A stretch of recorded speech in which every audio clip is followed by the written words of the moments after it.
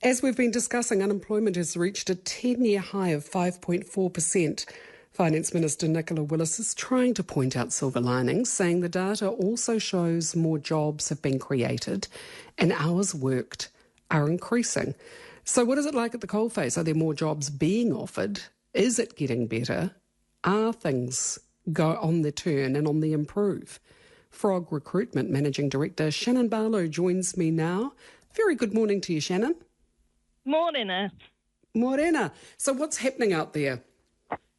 Well, yeah, it was a pretty unpleasant surprise to see that number pop up yesterday, especially, as you say, given the business confidence. So we're expecting something a little bit different. But I am staying optimistic. And, you know, if we can talk ourselves into a recession, surely we can talk ourselves into a more buoyant economy and labour market. And some of that data supports that as well. I think from a recruitment perspective, look, it is a little bit early to get a clean read on the market. Things usually don't properly move until after Waitangi Day, when all the decision makers are fully back from work. But we saw some really positive signs in December with a lift in permanent roles and businesses keen to hire before the new year. And January's been solid as well, and that's notable because it's usually a really dead month. So it gives us the idea that business confidence is starting to translate into some of those real hiring and growth decisions. Well, you're quite right about the confidence, but I did have a number of people tell me last year that they were reluctant to invest in their businesses, to grow their businesses, with the prospect of a Labour Greens Te Pāti Māori coalition looming.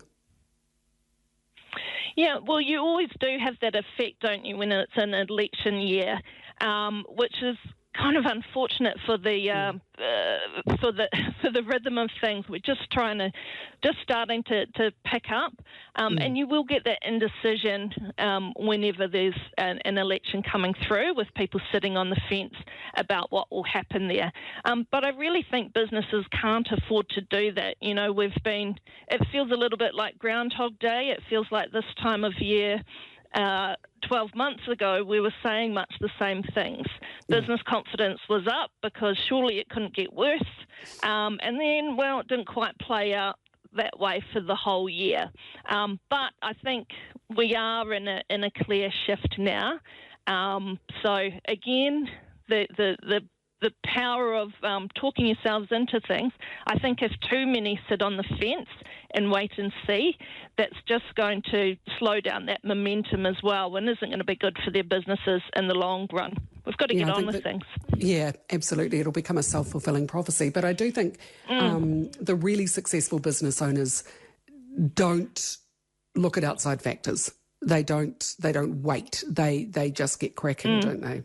So where are the jobs?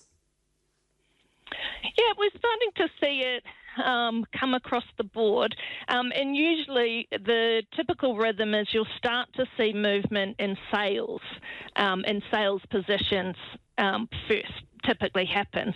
And of course that's because, you know, businesses are looking at, right, we're going to really target growth, but to do that we need to be able to go out into the market and go after new business.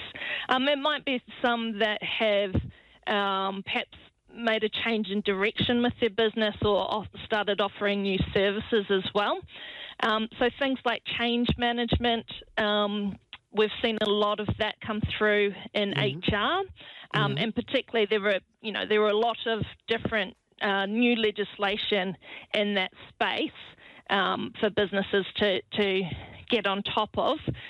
So we did start to see an increase in that area as well.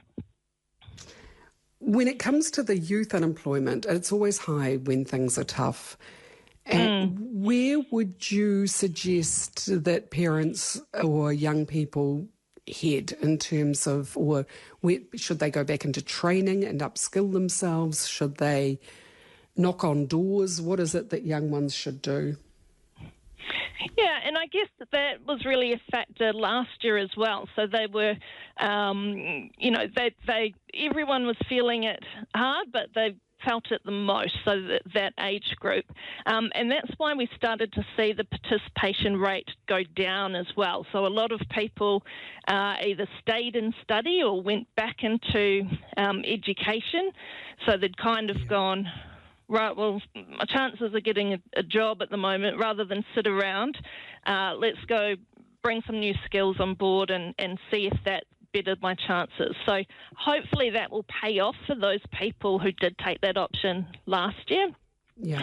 I think in terms of early on in planning, and say for parents, to keep an eye on the market and see where those demands are. Now, you can't, I remember my nieces, I thought, right, but they need to be engineers. So right. It was very tactical buying of the Christmas presents to try and push them that way, but it didn't quite work out. But, you know, looking where there is going to be a demand and kind of safeguard and bring up those skills. Absolutely. Thank you, Shannon. And what about, the only other thing I'd ask you is the regional figures show quite a variation. I guess it's a bit more difficult for people with families to be able to up sticks and move, but should people be prepared to, or at least be open to the possibility of moving? Yeah, and I think we're definitely seeing that. So the recovery started earlier in some of the regions. So, you know, we looked at Canterbury, for example, and also further down south, whereas Auckland, you know, the engine room of the country is still finding it really hard, and our unemployment rate here is, of course, much higher. So it's hard in the city centres, but also when things start to move, that's where the jobs are as well. So, you know, it's not a bad idea to, if you have that flexibility, to maybe think of the sea change or tree change and look at what your options are. Because it can be a great lifestyle move as well. So think of the bigger picture. Lovely to talk, Shannon. Thank you so much, Shannon Barlow, Frog Recruitment Managing Director. Sounding optimistic, sounding positive.